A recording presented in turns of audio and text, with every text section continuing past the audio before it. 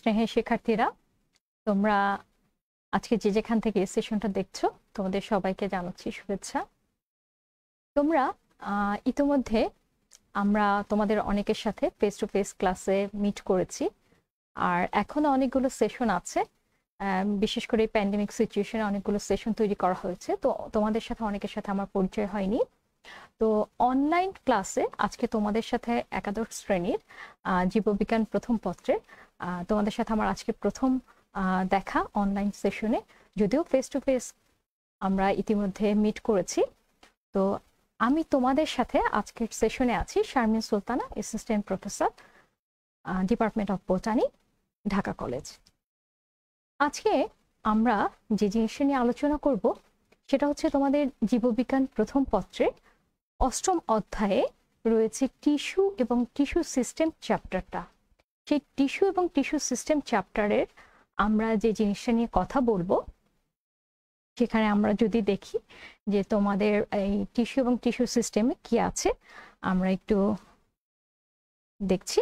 দেখো তোমাদের এখানে স্ক্রিনে আছে যে উপরেই আছে যে মেরিস্টেমেটিক টিস্যু আছে, সেখানকার এই টিস্যু এবং টিস্যু সিস্টেমের আমরা মেরিস্টেমেটিক টিস্যু আছে সেখানের অরিজিন, ক্লাসিফিকেশন এবং ডিফারেন্সিয়েশন নিয়ে কথা বলবো।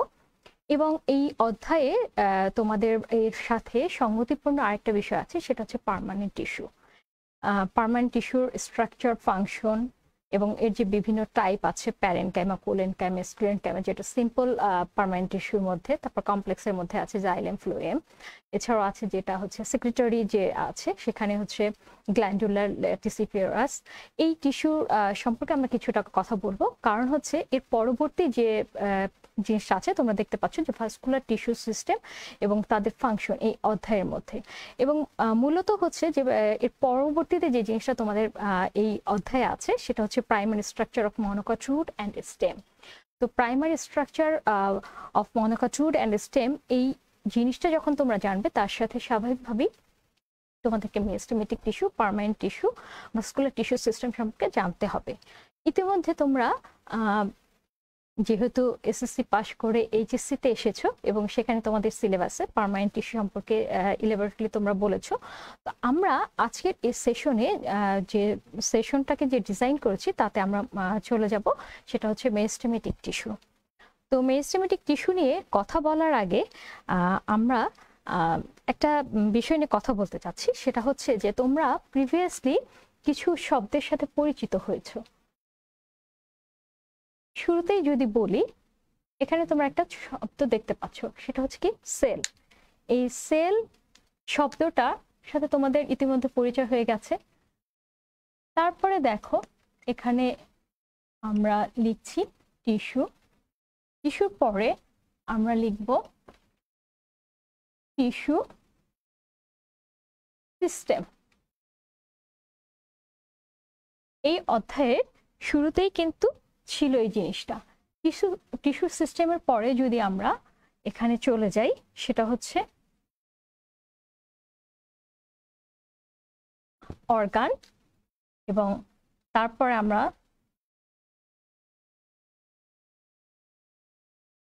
অর্গান সিস্টেম, অর্গান সিস্টেম, এবং ফাইনালি আমরা যদি বলি অর্গানিজম।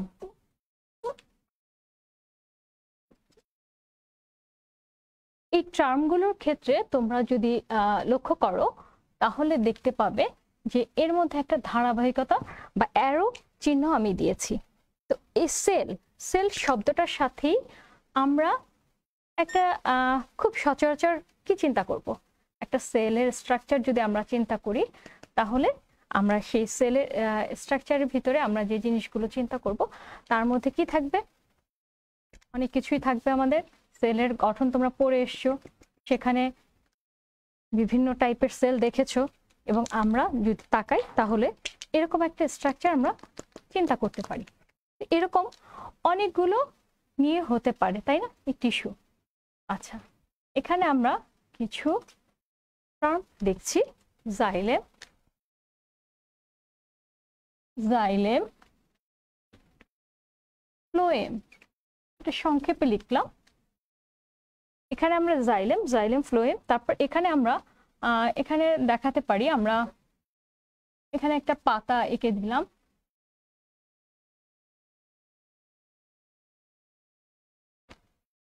অর্গানের কথা বলছি আমরা। অর্গান মানে এখানে একটা লিফের মতো স্ট্রাকচার, এবং এখানে এই লিফ স্ট্রাকচারটা তোমরা দেখতে পাচ্ছ। এখানে অর্গান সিস্টেম, এখানে আমরা একটা প্ল্যান্টলেটের মতো একটা স্ট্রাকচার যদি আঁকি, তার এরকমটা একটা স্ট্রাকচার তোমরা দেখতে পাবে। এখানে অর্গানিজমের ক্ষেত্রে আমরা যদি দুটি পাতা একটি কুড়ি, যদিও আমরা এটাকে জানি হচ্ছে চা গাছ হিসেবে, যে দুটি পাতা একটি কুড়ির দেশ হচ্ছে সিলেটকে বলা হয়, তোমরা সবাই এটার সাথে পরিচিত। তো এভাবে আমরা দেখতে পারি। দেখো তোমরা এখানে এই যে শুরুতেই যেটা আছে, যে এরকম একটা শব্দ, সেটা হচ্ছে সেল। এরপরে আছে হচ্ছে কি টিস্যু। টিস্যুর ক্ষেত্রে আমরা লিখেছি যে জাইলেম। তারপর লিখেছি হচ্ছে টিস্যু সিস্টেম, সেখানে জাইলেম এবং ফ্লোয়েমকে অ্যাড করেছি, এবং অর্গানের ক্ষেত্রে দেখিয়েছি হচ্ছে লিফকে বা পাতাকে, এবং এখানে একটা হচ্ছে কি প্ল্যান্টলেটের অংশ, উপর অংশ, এবং এখানে একটা পরিপূর্ণ একটা চারা উদ্ভিদকে আমরা শো করিয়েছি। আমরা একটু স্লাইডে যদি দেখি, এখানে তোমরা দেখো স্লাইডে দেখা যাচ্ছে যে কিছু ছবি, এখানে কিছু সেলের ক্ষেত্রে তোমাদের যেটা প্রিলিমিনারি, যে তোমাদের সবচেয়ে এক্সাম্পল, সহজ এক্সাম্পল যেটা মাথায় আসে, সেটা হচ্ছে কি একটা ডিম, তাই না? আমরা যে ডিমটা খাই, মুরগির ডিম, হাঁসের ডিম, সব ধরনের ডিমগুলোই কি একটা সেল। এর যে সাদা অংশটা, সেটাকে তোমরা সাইটোপ্লাজম মনে করো, এবং যে হলুদ যে কুসুমের অংশটা, সেটা হচ্ছে নিউক্লিয়াস, এবং তার মধ্যে দেখবে ছোট্ট গোল একটা অংশ থাকে, যেটাকে বলা হয় নিউক্লিওলাস। এটা একটা আদর্শ প্রাণী কোষ। এখানে তোমরা স্ক্রিনে আরো কিছু সেলের ছবি দেখছো, ওখানে আছে যেটা লাল রঙের, সেটা হচ্ছে আরবিসি বা লোহিত রক্তকণিকা কোষ। তারপর আছে ওখানে হচ্ছে উদ্ভিদের সিগন্যাল কোষ, এবং হচ্ছে কি যে নীলাভ সবুজ শৈবাল, যেটা হচ্ছে ব্লু গ্রিন অ্যালগির। তারপর হচ্ছে ব্যাকটেরিয়ার কোষ। এরপরে আমরা দেখব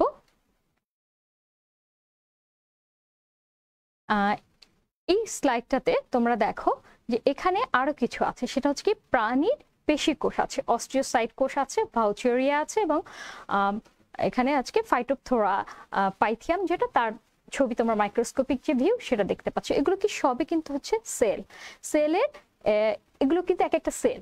তো এখন সেল বলতেই আমরা যদি বিভিন্ন ধরনের যে সেলগুলো পাওয়া যায় উদ্ভিদ, মানে বিভিন্ন ধরনের কোষ ইন জেনারেল, সেই কোষটাকে আমরা যদি বিভিন্ন ক্রাইটেরিয়াতে ভাগ করতে পারি, সেই ক্রাইটেরিয়ার মধ্যে একটা হচ্ছে কি দেহকোষ, আর একটা হচ্ছে কি জনন কোষ, সোমাটিক সেল, আর একটা হচ্ছে কি রিপ্রোডাক্টিভ সেল। এছাড়াও এই কোষের যে গঠন, যে মেইন জিনিস যেটা নিউক্লিয়াস, সেই নিউক্লিয়াসের প্রকৃতিটা কিরকম, এটা আদি প্রকৃতির, মানে নিউক্লিয়াসের সুসংগঠিত নাকি সুসংগঠিত নয়, মানে নিউক্লিয়াসের যে কটা অংশ থাকার কথা সেই জিনিসগুলো আছে কিনা, সুসংগঠিত কিনা, সেটার উপর ভিত্তি করে সেলকে দুটো ভাগে ভাগ করা যায়, যেটা হচ্ছে কি একটা প্রোক্যারিওটিক সেল, আর একটা হচ্ছে কি eukaryotic sell.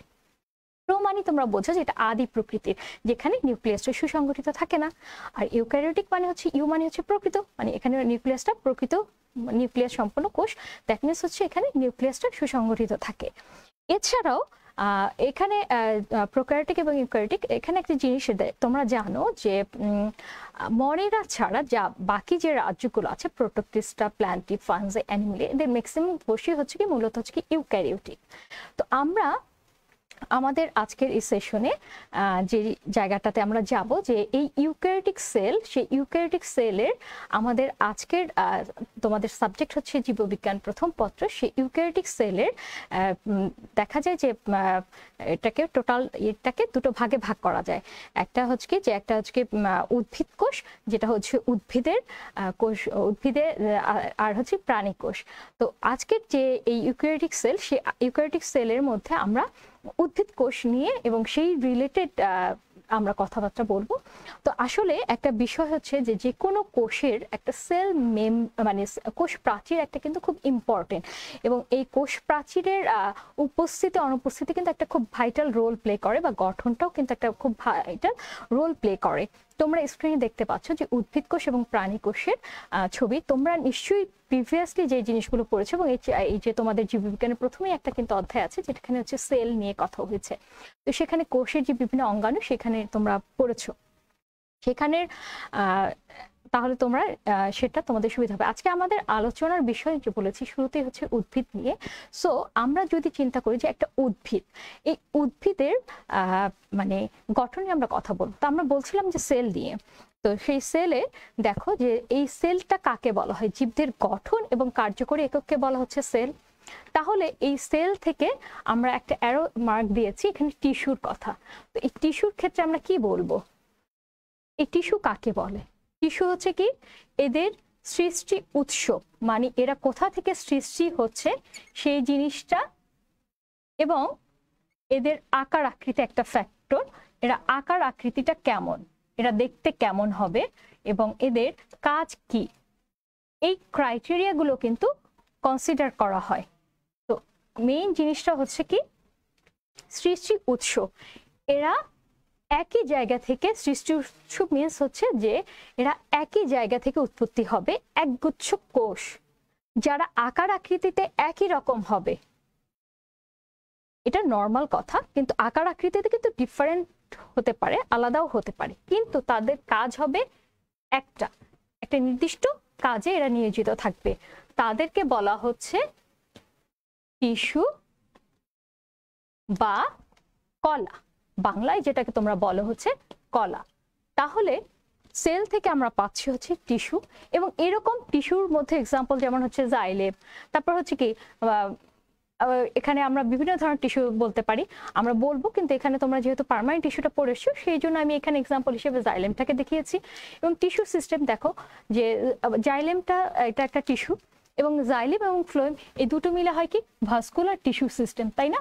Vascular tissue system হচ্ছে যে পরিবহন তন্ত্র, যেটা দিয়ে মানে উদ্ভিদ কি করে, মাটি থেকে যে পানি, লবণ, খাবার, পানি লবণ এটা উদ্ভিদের পাতায় পরিবহন করে, এবং পাতায় যে খাবারটা তৈরি হয় সেই তৈরি খাবারটা কি হয় উদ্ভিদের সমস্ত শরীরে ছড়িয়ে দেওয়া হয়। এখানে অর্গান বলতে আমরা একটা লিফকে দেখিয়েছি বা পাতাকে। এই দেখো এখানে কি হয়, পাতায় খাবার তৈরি হয়, এটা একটা কি অর্গান। তো এরকম এই টিস্যু সিস্টেম, তারপর অর্গান এবং অর্গান সিস্টেম। এই অর্গান সিস্টেমে কি থাকবে, এখানে এই যে ভাস্কুলার আছে, মেসোফিল আছে, মেসোফিলে কি হয়, ওখানে কি হয়, ওটাকে বলা হয় কি রান্নাঘর বলা হয় উদ্ভিদকে। কারণ উদ্ভিদের রান্নাঘর, কারণ আজকে ওখানে পাতায় কি করে, সূর্যের আলোর উপস্থিতিতে উদ্ভিদ কি করে, খাবার তৈরি করে, রান্না করে। তো এই জন্য পাতাটাকে বা বলা হয় উদ্ভিদের রান্নাঘর। তো ওই যে পাতায় মেসোফিল টিস্যু আছে, তো মেসোফিল টিস্যু, তারপর হচ্ছে জাইলেম টিস্যু এবং ফ্লোয়েম টিস্যু, এগুলো হচ্ছে কি কন্ডাক্টিং টিস্যু বা পরিবহন টিস্যু। এবং সেগুলো হচ্ছে কি এখানে আরেকটা কি আছে, এখানে ক্যাম্বিয়াম থাকতে পারে, সেটা মিলে হয় কি vascular tissue system. Xylem phloem ক্যাম্বিয়াম বা জাইলেম ফ্লোয়েম মিলে হচ্ছে কি ভাস্কুলার টিস্যু সিস্টেম তৈরি হয় এবং লিফ হয়। এবং এখানে দেখা যাচ্ছে যেখানে এখানে যেহেতু কাণ্ড আছে, এখানে লিফ আছে, তো এখানে মেসোফিল টিস্যু থাকবে, কন্ডাক্টিং টিস্যু থাকবে, সবই আছে। এখানে বিভিন্ন ধরনের প্যারালিসিড, রেসপন্সিভ, প্যারেনকাইম, বিভিন্ন ধরনের কোষগুলো আছে। তারপর কখনো কখনো এখানে কি থাকবে, সিম্পল, পার্মানেন্ট টিস্যুর সিম্পল এবং কমপ্লেক্স সবগুলোই থাকবে। এবং এখানে এই যে শুট টিপ এবং রুট টিপ, এখানে রুটের আছে পরিপূর্ণ একটা। তাহলে এটা হচ্ছে যে আমরা একটা যদি বলতে পারি যে এই জিনিসটা হচ্ছে, তো আমাদের আসলে মেইন যে আমাদের ফোকাস সেটা হচ্ছে এই টিস্যু এবং এই টিস্যু সিস্টেম। তো আমরা আজকের এই সেশনে মূলত এই টিস্যু নিয়ে কথা বলবো, এর পরবর্তীতে আমরা ধারাবাহিকতা ক্রমে টিস্যু সিস্টেম নিয়ে কথা বলবো। তো আমরা এখন একটু স্লাইডে ফিরে যাব। তো তার আগে যে জিনিসটা আমরা বলছি যে আমরা শুরুতেই বলেছিলাম যে প্ল্যান্টের কথা, যে প্ল্যান্ট উদ্ভিদ, সেই উদ্ভিদের টিস্যু নিয়ে আমরা কথা বলবো। তো আমরা বলেছি যে টিস্যু কাকে বলে, এর উৎস, সৃষ্টি উৎস যেটা একই রকম হবে, আকার আকৃতি একই রকম হবে, এবং দেখতে হবে কি এটা একই রকম হতে পারে বা আলাদা হতে পারে, এবং এদের কাজটা হবে একই। এরকম যখন একগুচ্ছ কোষ যখন একটা নির্দিষ্ট কাজ সম্পাদন করবে সেটাকে বলা হচ্ছে কি টিস্যু। এবং এরকম অনেকগুলো টিস্যু নিয়ে যখন একটা নির্দিষ্ট কাজ সম্পাদন করবে, সেখানে একই রকম হতে পারে বা ডিফারেন্ট আলাদা টিস্যু হতে পারে, একটা কাজ করবে, তখন সেটা হচ্ছে কি টিস্যু সিস্টেম। এই ধারাবাহিকতা অর্গান সিস্টেম এবং অর্গানিজম আছে।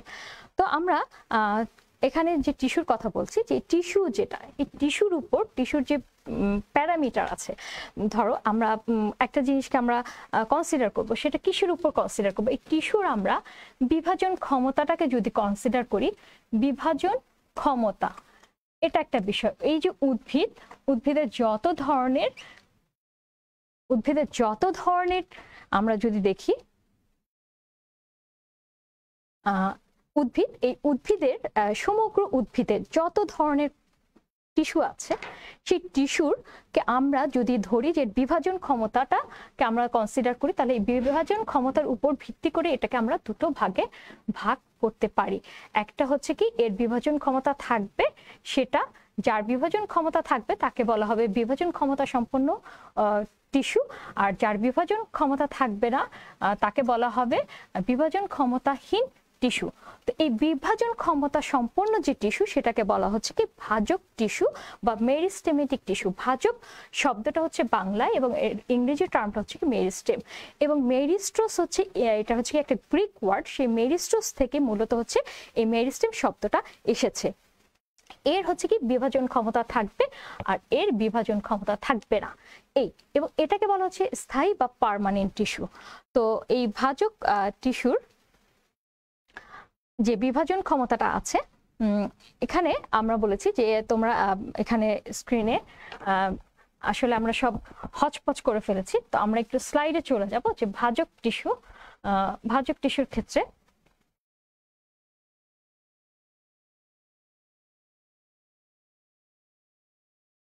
আমরা স্লাইডে এটা দেখছি যে এখানে যে জিনিসটা যে ভাজক টিস্যু আমরা বলেছিলাম,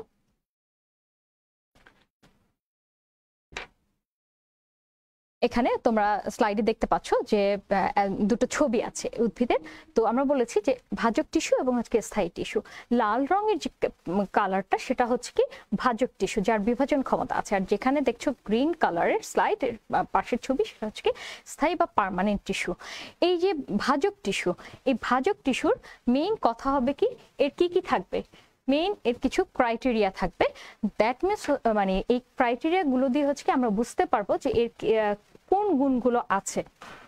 তো আমরা ভাজক টিস্যু যেটা হবে এটা সবসময় হচ্ছে কি বিভাজন ক্ষমতা থাকবে, মানে সবসময় বিভাজিত হবে এর, এবং এটা হচ্ছে কি একদম ইয়ং সেল থাকবে এবং সবসময় অ্যাক্টিভ থাকবে। এরা হচ্ছে কি অ্যাক্টিভলি এরা মানে ডিভাইডিং এ সেল থাকবে, অ্যাক্টিভলি ডিভাইডিং করার ক্ষেত্রে খুব সক্রিয় থাকবে। এবং আমরা যে বলছিলাম যে এই টিস্যুর কথা, টিস্যু নিয়ে যেখানে আসলে স্টাডি করা হয় সেটাকে বলা হচ্ছে কি হিস্টোলজি। তো এই টিস্যুর ক্ষেত্রে এই এখানে হিস্টোলজিতে টিস্যু নিয়ে আসলে স্টাডি করা হয়। তো এই যে ভাজক টিস্যু এর মেইন যে এটা হচ্ছে কি এটা কন্টিনিউয়াসলি এখানে মানে বিভাজিত হবে, এবং এটা যতদিন এই টিস্যুগুলো থাকবে সেগুলো হচ্ছে কি বিভাজন ক্ষমতা সম্পন্ন হবে। মানে এইখানে ভাজক কোষ মানে যাদের বিভাজন ক্ষমতা আছে সেই সব কোষগুলো হচ্ছে মূলত ভাজক নিয়েই হচ্ছে কি ভাজক টিস্যুটা গঠিত, এই জন্য এটাকে বলা হচ্ছে কি ভাজক টিস্যু। এবং এখানকার কোষগুলোর যেহেতু বিভাজন ক্ষমতা আছে তাই এরা কন্টিনিউয়াসলি বিভাজিত হবে এবং নতুন নতুন কোষ তৈরি করতে থাকবে। এছাড়াও দেখা যায় যে এই কোষগুলোর ক্ষেত্রে আমরা দেখতে পাবো যে এই ভাজক টিস্যুর এর কন্টিনিউয়াসলি এটা থাকবে। তারপর হচ্ছে এদের যে কোষগুলো থাকবে সেই কোষগুলো থাকবে কি এদের প্রাইমারি সেল ওয়াল থাকবে, primary cell wall. That means হচ্ছে এখানে সেকেন্ডারি এবং টার্সিয়ারি যে সেল মানে ডিপোজিশন লেয়ারের সেই ডিপোজিশনটা থাকবে না। এবং এই কোষগুলো খুব দেখা যায় যে এরকম যদি আমরা আঁকি, এরা একগুচ্ছ আমরা এই কোষগুলো দেখা যায় পাতলা প্রাচীর বিশিষ্ট, এবং এই পাতলা প্রাচীর বিশিষ্ট যেটাকে আমরা বলছি যে সেলুলোজ নির্মিত পাতলা প্রাচীর বিশিষ্ট একগুচ্ছ কোষ যাদের বিভাজন ক্ষমতা থাকবে এরা হচ্ছে কি মেরিস্টেমেটিক টিস্যু। এবং এরা দেখা যায় একটা আরেকটার সাথে খুব ঘন সন্নিবেষ্টিত অবস্থায় থাকে, এবং খুব ঘন সন্নিবেষ্টিত অবস্থায় থাকে বলে এদের হচ্ছে যে ইন্টারসেলুলার যে স্পেস সেই ইন্টারসেলুলার স্পেস বা আন্তঃকোষীয় ফাঁকটা থাকে না, আন্তঃকোষীয় ফাঁক থাকে না, এরা একদম খুব একটা গায়ের সাথে লেগে থাকে। তো এই ভাজক টিস্যুগুলোর এখানে আমরা ভাজক টিস্যুর পাতলা প্রাচীর বিশিষ্ট, এখানে নিউক্লিয়াস, এটা নিউক্লিয়াস, এখানে সেলুলোজ নির্মিত কোষ প্রাচীর, পাতলা কোষ প্রাচীর, প্রাইমারি যেটা আমরা বলছিলাম যে এখানে হচ্ছে যে প্রাইমারি সেল ওয়ালটা থাকবে। এবং এখানে দেখা যাচ্ছে যে আমরা যদি দেখি যে এখানে এই যে কোষীয় অঙ্গাণু যে এই জিনিসগুলো এরকম স্ট্রাকচার হচ্ছে ভাজক টিস্যুর, এবং এরা আকার আকৃতিতে দৈর্ঘ্য প্রস্থ মোটামুটি একই রকম থাকে, মানে একই রকম হয়। এটা হচ্ছে কি আইসোডায়ামেট্রিক বা সমব্যাসীয় এদেরকে বলা হয়। এবং এদের যে নিউক্লিয়াস যেটা, সেই নিউক্লিয়াসটা হচ্ছে কি খুব প্রমিনেন্ট থাকে এবং এটা কেন্দ্রের দিকে থাকে এবং বড় নিউক্লিয়াস থাকে। কারণ হচ্ছে তোমরা জানো যে ভাজক টিস্যু, আমরা ইতিমধ্যে বলেছি যে সেলগুলো হচ্ছে কি সবসময় বিভাজিত হয়। যেহেতু বিভাজিত হবে তাই এদের বিভাজন ক্ষমতার বিভাজিত হতে থাকবে। তো বিভাজিত হলে একটা থেকে আরেকটা হচ্ছে, আরেকটা থেকে এভাবেই হচ্ছে বিভাজন। মাইটোসিস হচ্ছে, মাইটোসিস প্রক্রিয়ায় নতুন নতুন কোষ তৈরি করছে। তো বিভাজন ক্ষমতার কারণে এই নিউক্লিয়াসগুলোর যেটা হচ্ছে যে এখানে কি হয়, এখানে সেল সাইকেলটা সম্পূর্ণ হয়। এবং সেল সাইকেলটা সম্পূর্ণ হতে হলে এখানে তোমরা জানো যে সেল সাইকেল হচ্ছে কি G1 ফেজ আছে, S ফেজ আছে, যেখানে হচ্ছে কি হয় ডিএনএ রেপ্লিকেশন হয়। তারপর হচ্ছে G2 ফেজ আছে এবং হচ্ছে মাইটোসিস ডিভিশন। এই সবগুলো মানে সেল সাইকেলটা এটা ফলো করে এখানে হয়। এখানে লার্জ নিউক্লিয়াসটা বেশ বড় হয় এবং হচ্ছে এখানের যে সাইটোপ্লাজম সেটা হচ্ছে খুব ডেন্স হবে। এবং এখানে যে নিউক্লিয়াসের যে সাইটোপ্লাজম, সেখানে নিউক্লিয়াস গুলোর যে সাইটোপ্লাজমে সেখানে হচ্ছে কি যে সাফিসিয়েন্ট হচ্ছে কি নারিশমেন্ট থাকবে। কারণ হচ্ছে যে আমরা আগেই বলেছি যেখানে এনার্জি প্রয়োজন হয় এবং সেল ডিভিশন হতেই থাকে। এবং এখানের এই কোষগুলোর নিউক্লিয়াস হচ্ছে কেন্দ্রের দিকে থাকবে এবং বড় থাকবে। এবং যদিও আমরা উদ্ভিদ কোষে বলতে আমরা জানি যে একটা বড় ভ্যাকিউল থাকে, নিউক্লিয়াসটা একটু পাশে থাকে, কিন্তু এখানে মেরিস্টেমেটিক সেল বা ভাজক টিস্যু যেটা, মেরিস্টেমেটিক টিস্যু যেটা, এই মেরিস্টেমেটিক সেলের নিউক্লিয়াসটা কিন্তু কেন্দ্রের দিকে থাকবে। মানে ভাজক টিস্যুর কোষগুলো যেখানে, ওখানে যে কোষগুলো আছে সেগুলোর নিউক্লিয়াসটা কেন্দ্রে থাকবে এবং এখানে বেসিক্যালি আসলে ভ্যাকিউলটা থাকে না। তবে কোষ যখন ম্যাচিউর হয়, ইলংগেশনে যখন যায়, তখন কিন্তু এখানে ভ্যাকুয়াল সৃষ্টি হয়। তবে সেটা নর্মালি ভাজক টিস্যুতে থাকে না। এখানকার যে প্লাস্টিড সেটা হচ্ছে কি প্রোপ্লাস্টিড টাইপের হবে এবং এখানের সবসময় বিপাক ক্রিয়াটা চলতে থাকবে। এই জন্য মেরিস্টেমেটিক টিস্যুকে যখন পাওয়া যাবে তখন সেখানে দেখা যাবে বিপাক ক্রিয়ায় সক্রিয় অবস্থায় থেকে পাওয়া যায়। এবং এখানে আরেকটা জিনিস হচ্ছে যে সাইটোপ্লাজমের যেটা হচ্ছে কি যে সাইটোস্কেলেটন, যেটা সেই সাইটোস্কেলেটনটা আসলে অ্যাবসেন্ট। এখন সাইটোস্কেলেটনটা কেন প্রয়োজন? সেলের ফ্রেমওয়ার্ক করার জন্য মূলত সাইটোস্কেলেটনের প্রয়োজন হয়, কিন্তু মেরিস্টেমেটিক টিস্যু সবসময় বিভাজিত হয়, তাই এদের হচ্ছে কি ফ্রেমওয়ার্কের প্রয়োজন হয় না, আর এখানে কোনো সাইটোস্কেলেটন নেই। এছাড়াও এই কোষগুলোর যেটা হচ্ছে যে সবসময় বিভাজিত হবে, বিভাজিত হয়ে কোষগুলো করবে। এখানে এটা একটা ভাজক টিস্যুর আমরা দেখিয়েছি, মানে এটা একটা ছবি ডায়াগ্রাম এঁকেছি। আমরা যদি দেখতে চাই, এখানে তোমরা দেখো যে এই যে স্লাইডটা যেটা আছে, সেই স্লাইডে আমরা ছবিটা মুছে ফেলছি, আমরা স্লাইডে চলে যাচ্ছি। ভাজক টিস্যুর কথা বলেছি যে পাতলা সেলুলোজ নির্মিত থাকবে এবং এখানে প্রাইমারি সেল ওয়ালটা থাকছে। এবং এখানে দেখো যে ভাজক টিস্যুটা আসলে কোথায় থাকছে। তো ভাজক টিস্যুটা দেখা যায় যে হচ্ছে যে উদ্ভিদের রুট এবং শুট টিপ, মূলত ওই অংশে ভাজক টিস্যুটা থাকে। এছাড়াও দেখা যায় যে কখনো ফলের শীর্ষে, পাতার অগ্রভাগ, বিভিন্ন জায়গা হচ্ছে কি এই ভাজক টিস্যুটা দেখতে পাওয়া যায়। তো এখানে যেটা তোমরা স্লাইডে দেখতে পাচ্ছ যে মেরিস্টেমেটিক জোন, এ পাশের যেটা সেটা হচ্ছে কি যে রুটের, আর এ পাশেটা হচ্ছে কি শুটের। তো এখন আমরা যদি রুট টিপ কনসিডার করি, রুট টিপের ক্ষেত্রে আমরা এরকম একটা স্ট্রাকচার আঁকলাম। এখানে মূল, এখানে মূলের অগ্রভাগে এরকম একটা অংশ থাকবে। তার আগে আমরা আরেকটা কথা বলি যে মেরিস্টেমেটিক টিস্যুগুলো কোথায় পাওয়া যাচ্ছে। তো মেরিস্টেমেটিক টিস্যুর যেটা হচ্ছে যে শীর্ষে যে মেরিস্টেমেটিক টিস্যু থাকবে, তারা কি করবে, একটা উদ্ভিদের দৈর্ঘ্যের ক্ষেত্রে বাড়াতে সাহায্য করবে। যখন এদের অবস্থানটা পার্শ্বে হয়, মানে মূল কাণ্ডের পরিধির দিকে থাকে, পার্শ্বে অবস্থান করে, তখন সেটা কি করে, উদ্ভিদের পরিধির দিকে মানে বৃদ্ধিতে মানে গ্রোথটা বাড়ায়, প্রস্থে বাড়ায়।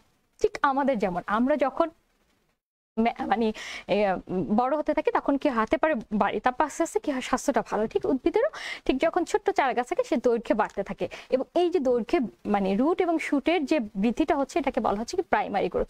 যখন পাশে বাড়ে তখন সেটাকে বলা হচ্ছে সেকেন্ডারি গ্রোথ। প্রথমে আসলে প্রাইমারি গ্রোথ হয়, তারপর হচ্ছে সেকেন্ডারি গ্রোথ হয়।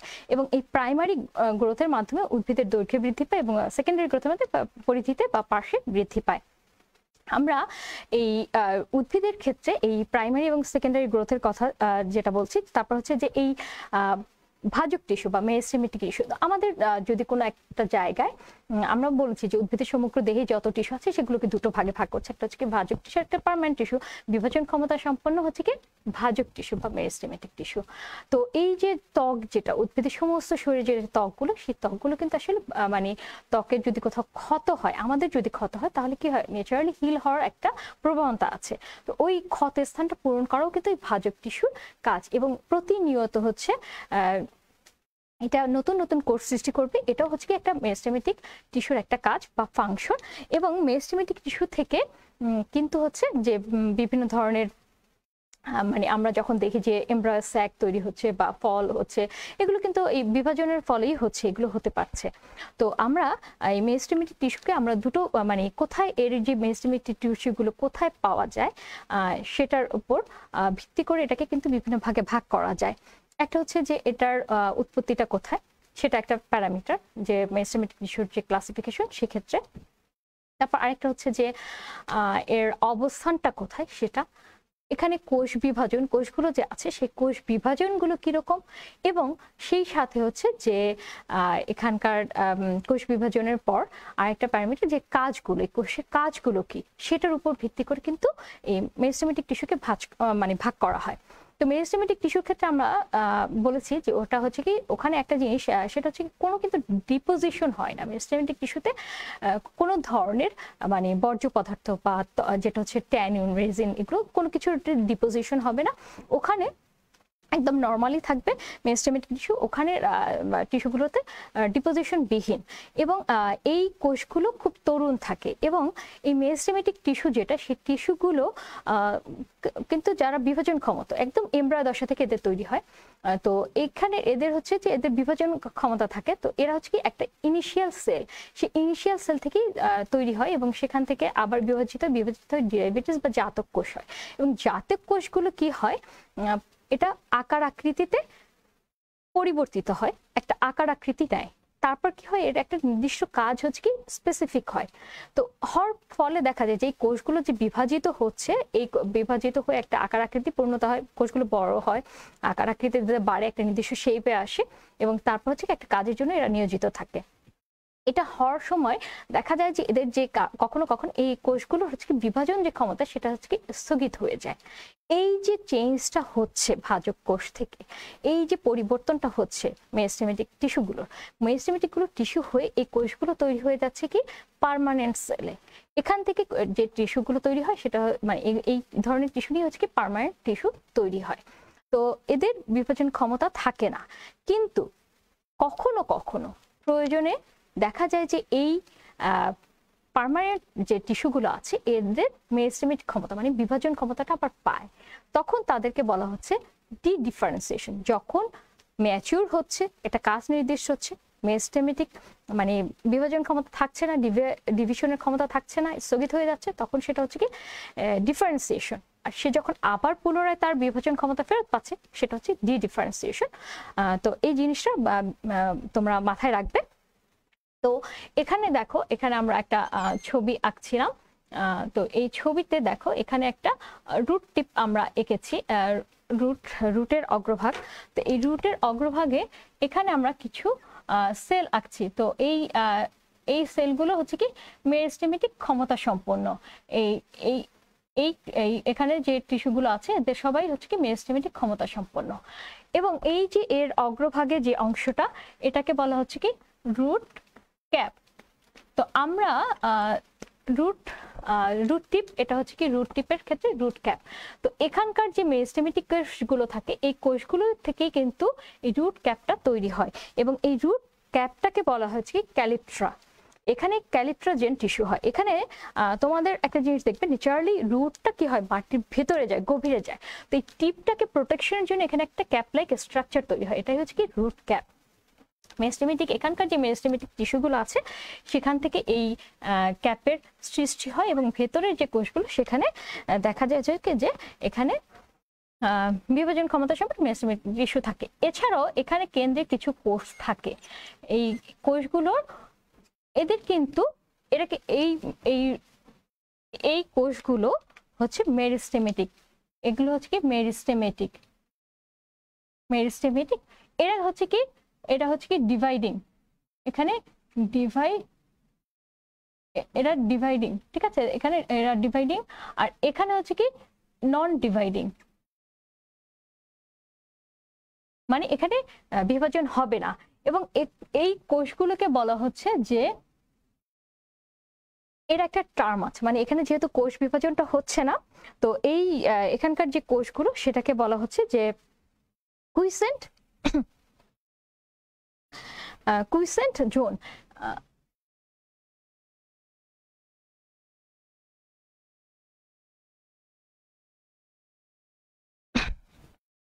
এই অংশের কোষগুলো হচ্ছে কুইজেন্ট জোন, এই অংশটাকে বলা হচ্ছে কুইজেন্ট জোন, মানে এখানকার যে কোষগুলো সেগুলো কিন্তু আপাতত স্থির থাকছে, যখন প্রয়োজন হবে তখন কিন্তু এখানকার কোষগুলো কিন্তু বিভাজিত হবে, এবং বিভাজিত তখন হতে পারবে, কিন্তু মানে এদের ক্ষমতা আছে বিভাজন, কিন্তু আপাতত হচ্ছে না। এটা কুইজেন্ট জোন বা স্থির জোন এটাকে বলা হচ্ছে।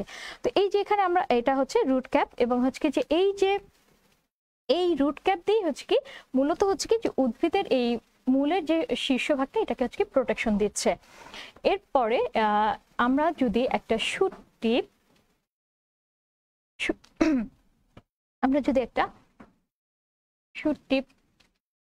কনসিডার করি, শুট টিপের ক্ষেত্রে আমরা এটাকে কি বলবো, এটা হচ্ছে কি প্লিমিউল আমরা বলতে পারি, প্লিমিউলস। এখানে প্লিমিউল লাইক স্ট্রাকচার, এখান থেকে আসলে কি থাকবে, এখানে কিছু হচ্ছে কি মেরিস্টেমেটিক টিস্যু থাকবে, কিছু ফিউ যার হচ্ছে সেল ডিভিশন করতে পারবে। এবং আমরা এই পাশে চলে আসি, এখানে যে জিনিসটা হয় যে এখানে যে মেরিস্টেমেটিক টিস্যু, এটাও হচ্ছে মেরিস্টেমেটিক টিস্যু, এটাও মেরিস্টেমেটিক টিস্যু। এখানে আমরা কিছু মেরিস্টেমেটিক টিস্যু আঁকলাম, সেম এখানে শুট টিপের ক্ষেত্রে কনসিডার করে। এখন এই যে মেরিস্টেমেটিক টিস্যুটা এখানতে এটা কি করবে, এখানে কি করবে, একটা কি করবে, এই পাশে একটা, এই পাশে একটা, কি করবে, পার্মানেন্ট সেল ডিভিশন করবে। এখানে কি হচ্ছে, পার্মানেন্ট সেল ডিভিশন হচ্ছে। তাহলে এভাবে দেখা যাবে গ্রোথটা হবে। তো এটা হচ্ছে কি একটা শুট টিপের জিনিস আমরা কনসিডার করলাম।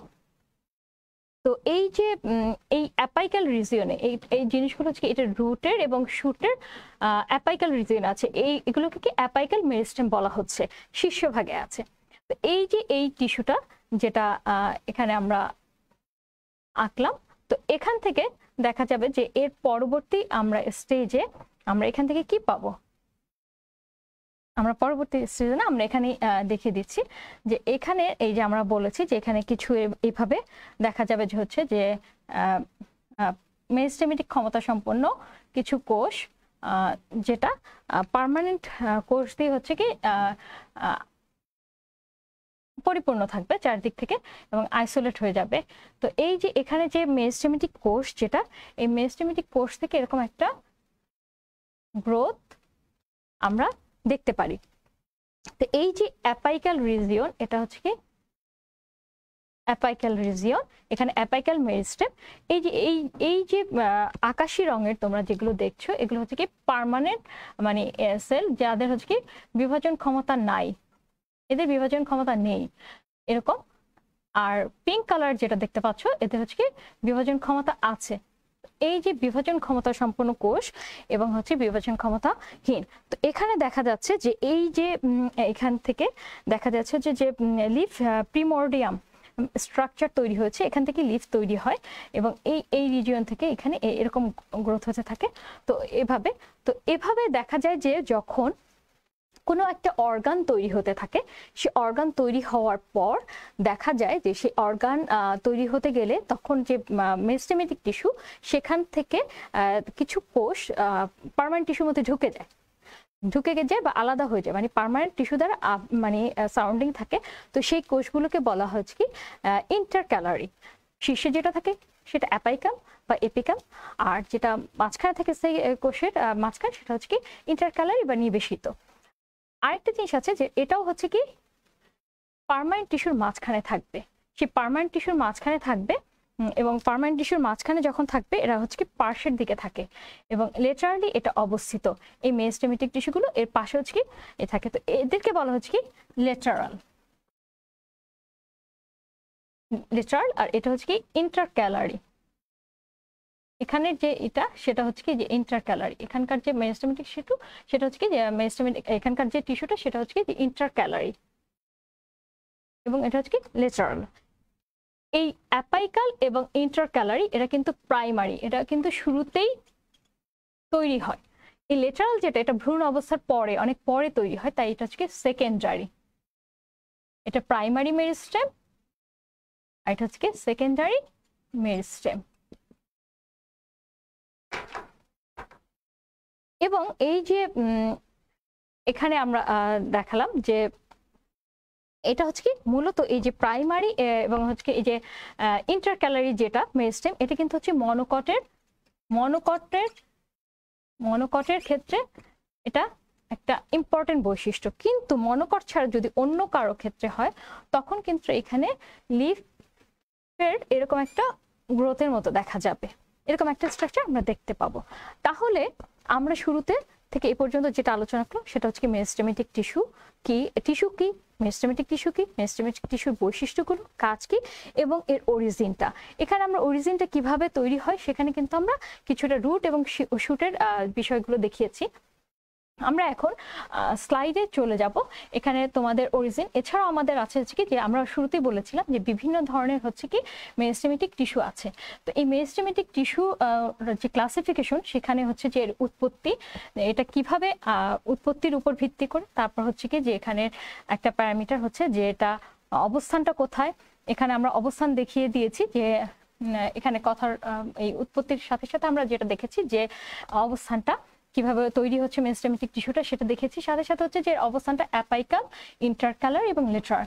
এবং উৎপত্তি যেটা সেটা হচ্ছে কি প্রারম্ভিক মেরিস্টেম, একটা উৎপত্তির ক্ষেত্রে হচ্ছে কি প্রারম্ভিক মেরিস্টেমটা হচ্ছে কি মূল এবং কাণ্ড বা কাণ্ডের যে শীর্ষভাগে দেখা যায় যে গুচ্ছাকারে থাকে, একগুচ্ছ কোষ যাতে বিভাজন ক্ষমতা থাকে, এবং বিভাজন ক্ষমতা সম্পন্ন কোষগুলো আসলে শীর্ষভাগে মূলত থাকে, এবং এদেরকে বলা হচ্ছে কি প্রারম্ভিক টিস্যু, প্রারম্ভিক মেরিস্টেমেটিক টিস্যু।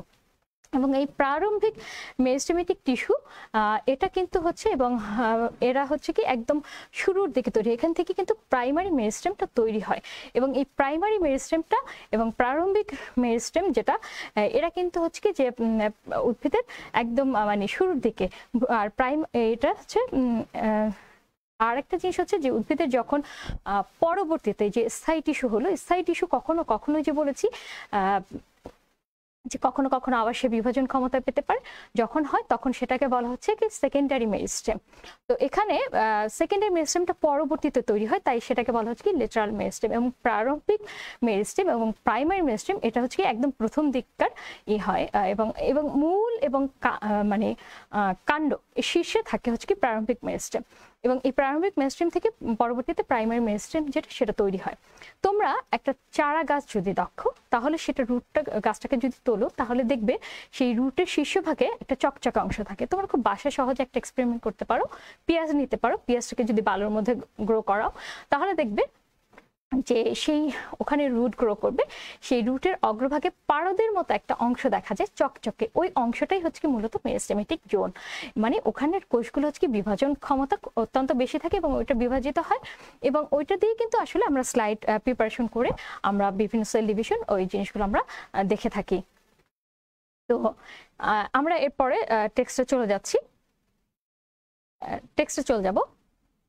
আমরা যে কথাগুলো বলেছি সেই জিনিসগুলো পরের স্লাইডে আছে, আমরা ভিডিও ক্লিপটা পরে দেখব। তো এখানে তোমরা দেখতে পাচ্ছ যে আমরা এতক্ষণ যে কথাগুলো বলছিলাম সেগুলোই এখানে তোমাদের দেখা আছে, যে ভাজক টিস্যু এবং স্থায়ী টিস্যু। পরের স্লাইডে আমরা যাচ্ছি। তো মেরিস্টেমেটিক যেটা বলছিলাম যে এখানে মানে যে বিভাজন ক্ষমতা সেই জিনিসগুলো, এখানে লোকেশনটা স্লাইডে দেখানো হয়েছে, মেরিস্টেমেটিক টিস্যুর লোকেশন, যেটা রুট এবং শুট টিপ।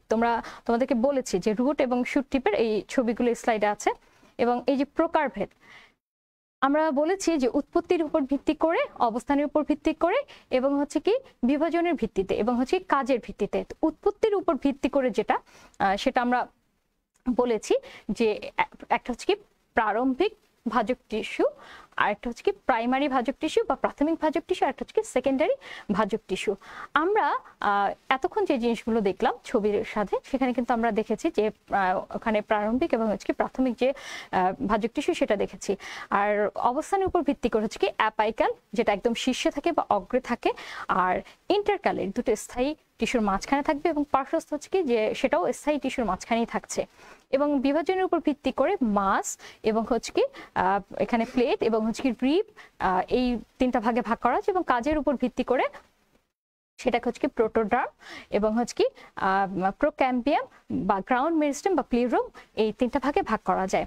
তো অবস্থানের উপর ভিত্তি করে যেটা হচ্ছে যে সেকেন্ডারি যে ভাজক টিস্যু, ওই যে পার্মানেন্ট টিস্যু যখন হয়ে গেল, রূপান্তরিত হলো, ম্যাচিউর হলো, কখনো কখনো সেই কোষগুলো আবার বিভাজন ক্ষমতা পেয়ে যায়, তখন সেটা হয়ে যায় হচ্ছে কি সেকেন্ডারি মেরিস্টেম।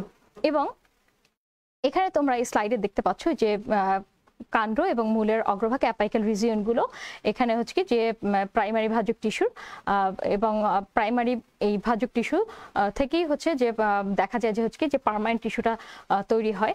এবং এখানে এই স্লাইডে তোমরা দেখতে পাচ্ছ যে সেকেন্ডারি মেরিস্টেম। তো সেকেন্ডারি মেরিস্টেম বলেছি যে ভ্রূণ অবস্থায় তৈরি হয় না, এটা পরবর্তীতে তৈরি হয়। এবং এই সেকেন্ডারি মেরিস্টেমের যারা হচ্ছে যে তোমরা যদি এখানে এরকম ভাস্কুলার বান্ডেল, এখানে জাইলেম থাকতে পারে, এখানে ফ্লোয়েম থাকতে পারে। এই জাইলেম ফ্লোয়েমের মাঝখানে দেখা যাবে হচ্ছে কি যে ভাস্কুলার টিস্যু, এর মাঝখানে এখানে ক্যাম্বিয়াম রিজন থাকতে পারে। ক্যাম্বিয়াম রিজন থাকলে সেটা হচ্ছে কি ওপেন, মানে ফার্দার ডিভিশনের স্কোপ আছে। আর যখন ক্যাম্বিয়াম রিজন থাকবে না, সেটা হচ্ছে কি ক্লোজ, মানে এখানে আর কোনো সেকেন্ডারি ডিভিশন হতে পারবে না। এখানকার কোষ যদি থাকে তাহলে এখানে সেকেন্ডারি জাইলেম, সেকেন্ডারি ফ্লোয়েম তৈরি হবে, যদি না থাকে তাহলে হবে না। এর মাঝখানে কিছু কোষ মজ্জারসি, সেগুলো মেরিস্টেমেটিক ক্ষমতা সম্পন্ন হতে পারে, তখন সেটা হচ্ছে কি ইন্টারফ্যাসিকুলার ক্যাম্বিয়াম। তো এরা হচ্ছে কি কর ক্যাম্বিয়াম, ইন্টারফ্যাসিকুলার ক্যাম্বিয়াম, তারপর হচ্ছে কি এগুলো হচ্ছে কি সেকেন্ডারি কর মানে মেরিস্টেমের এক্সাম্পল। তো এই সেকেন্ডারি মেরিস্টেমের এখানে তোমরা এক্সাম্পলটা দেখতে পাচ্ছ, মানে এটা হচ্ছে লেন্টিসেল আছে, আর এখানে হচ্ছে কি ইন্টারফ্যাসিকুলার ক্যাম্বিয়াম আছে। প্রাইমারি এবং হচ্ছে সেকেন্ডারি যে মেরিস্টেম, তার পার্থক্যগুলো তোমরা নিশ্চয়ই করতে পারবে যে। এবং এখানে দেখো যে মানে অবস্থানের উপর আমরা যে জিনিস নিয়ে কথা বলে ফেলেছি, সেটা হচ্ছে যে অ্যাপাইকাল, তারপর হচ্ছে কি ইন্টারকালারি এবং হলো ল্যাটারাল। এবং এই যে অ্যাপাইকালের যে অগ্রস্থ এবং হচ্ছে ইন্টারকালার, এটা কিন্তু হচ্ছে প্রাইমারি মেরিস্টেম, আর ল্যাটারাল যেটা সেটা কিন্তু সেকেন্ডারি মেরিস্টেমের এক্সাম্পল। আমরা ইতিমধ্যেই এগুলো নিয়ে কথা বলেছি। কোষ বিভাজনের উপর ভিত্তি করে হচ্ছে যে মাস বা পুঞ্জ, যখন কোষগুলো হচ্ছে কি অনেকগুলো তলে, মানে বিভিন্ন তলে অনেকগুলো তলে বিভাজিত হবে, তখন হচ্ছে কি মাস। এবং কোষগুলো দেখায় পুঞ্জাকারে থাকে, কোনো নির্দিষ্ট আকার আকৃতি হয় না। এবং এগুলো হচ্ছে কি ডেন্সিটি বাড়ায়, যেমন হচ্ছে কি এমব্রায়ো থলির ক্ষেত্রে হতে পারে। আর যখন মানে এই প্লেট যেটা মেরিস্টেমের টিস্যুগুলো যখন হচ্ছে কি দুইটা তলে বিভাজিত হয়, তখন সেটাকে প্লেটের মতো দেখায়, তখন সেটাকে বলা হচ্ছে কি প্লেট মেরিস্টেম। আর যখন একটা তলে বিভাজিত হয়, তখন সেটাকে বলা হয় রিব বা দণ্ড মেরিস্টেম। এবং এই রিব লাইক মানে হচ্ছে আমাদের যে রিব আছে সেটার মতো দেখায়। তো এই যে দেখো মাস মেরিস্টেম যেটা, এখানের এক্সাম্পল এই যে এখানে কিছু এমব্রায়োসাইট, তারপর হচ্ছে কি যে তারপর এন্ডোস্পার্ম, রেণুথলি, এসব ক্ষেত্রে এটা দেখা যায়। এবং এই ধরনের বিভাজনের ফলে দেখা যায় কি এটার মানে ঘনত্ব বাড়ে, মানে এরা বিভাজিত হয় এবং ঘনত্বগুলো বেড়ে যাবে। এবং এখানে যেটা হচ্ছে দেখতে পাচ্ছ তোমরা হচ্ছে কি প্লেট মেরিস্টেম। এবং এই প্লেট মেরিস্টেমের ক্ষেত্রে দুইটা তলে বিভাজিত, এবং এটা হচ্ছে কি আয়তনে বাড়ে। এবং এই ধরনের মেরিস্টেমের মানে এই মেরিস্টেমেটিক টিস্যুর কারণে হচ্ছে কি আয়তনে বৃদ্ধি হয়। এবং ঘাস আছে, ঘাস জাতীয়, তারপর হচ্ছে হর্সেটাইল, এইসব ক্ষেত্রে আমরা এটা দেখতে পাই। তো একটা বিষয় হচ্ছে যে তোমরা ঘাস যদি হয় বা বাঁশ গাছ যদি কেটে ফেলো, তারপর আবার কিন্তু হয়, কেন? কারণ হচ্ছে ওখানে ইন্টার ক্যালারি যে মেরিস্টেমেটিক টিস্যু আছে, সেই ইন্টার ক্যালারি মেরিস্টেমেটিক টিস্যুর কারণে কিন্তু আবার ফার্দার ওখানে গ্রোথটা হয়। এখানে তোমরা রিব মেরিস্টেমটা দেখতে পাচ্ছ যে একটা তলে বিভাজিত হবে, এবং এগুলোর দেখা যায় যে হচ্ছে কি তরুণ মূল বা কাণ্ডের বাইরের যে স্তর, তারপর হচ্ছে যার যে পরিস্ফুটন, এইসব ক্ষেত্রে হচ্ছে কি এই রিব ভাজক টিস্যুর যে বিভাজন, সেটা হচ্ছে কি আসলে দেখা যায়। এবং এখানে এই রিব যে বিভাজন ক্ষমতা, এই কারণে দেখা যায় যে উদ্ভিদের অঙ্গগুলো আসলে দৈর্ঘ্যে বৃদ্ধি পায়। এখানে এই চিত্রে দেখা যাচ্ছে যে কাণ্ডের শীর্ষে যে বিভিন্ন অ্যাপাইকাল, তারপর হচ্ছে ইন্টারক্যালারি, তারপর হচ্ছে কি লেটারাল, এই জিনিসগুলো দেখানো হচ্ছে। এবং ভাস্কুলার বান্ডেল এখানে দেখতে পাচ্ছ, ভাস্কুলার বান্ডেলের এই যে মধ্যে এটা একটা, তো এখানে যে সবসময় এরকম থাকবে এই অ্যারেঞ্জমেন্টে থাকবে সেটা না, আমরা পরবর্তী টপিকে যখন আলোচনা করবো তখন আমরা এই বিষয়ে একটু কথা বলবো। আর কাজ অনুসারে যেমন হচ্ছে কি যে প্রোটোডার্ম, তারপর হচ্ছে গ্রাউন্ড মেরিস্টেম এবং হচ্ছে প্রোক্যাম্বিয়াম। প্রোটোডার্ম মানে যত ডার্মাল লেয়ার আছে, মানে যত ত্বকে আছে উদ্ভিদের মূল কাণ্ড সমগ্র যত ত্বকীয় অংশগুলো সেগুলো মানে তৈরি করাই হচ্ছে এই প্রোটোডার্মের কাজ বা ডার্মাল। এরা হচ্ছে কি ডার্মাটোজেন এদেরকে বলা হয়। তারপর হচ্ছে কি প্রোক্যাম্বিয়াম। প্রোক্যাম্বিয়াম কি করে? জাইলেম, ফ্লোয়েম, ক্যাম্বিয়াম এই জিনিসগুলো তৈরি করে, মানে হচ্ছে কি এখান থেকে তৈরি হয়। তারপর হচ্ছে গ্রাউন্ড মেরিস্টেম বা ভিত্তি টিস্যু, সেখান থেকে হয় কি মজ্জারসিক, কর্টেক্স এই জিনিসগুলো তৈরি করা হচ্ছে এদের কাজ। তো এখানের এই প্রোটোডার্ম, তারপর হচ্ছে গ্রাউন্ড মেরিস্টেম এবং হচ্ছে কি প্রোক্যাম্বিয়াম, এখানের এই যে জিনিসগুলো তোমরা দেখতে পাচ্ছ। তো এদের যে পার্থক্য, এটা প্রোটোডার্ম বোঝাই যাচ্ছে তোমরা সবকিছু মানে বাইরে থাকবে, প্রোক্যাম্বিয়াম ভাস্কুলার এই যে ভাস্কুলার বান্ডেল তৈরি করে, তারপর গ্রাউন্ড মেরিস্টেম এটা ভিতর থেকে একদম আন্তঃস্থলীয় রিজিয়নটাকে তৈরি করছে।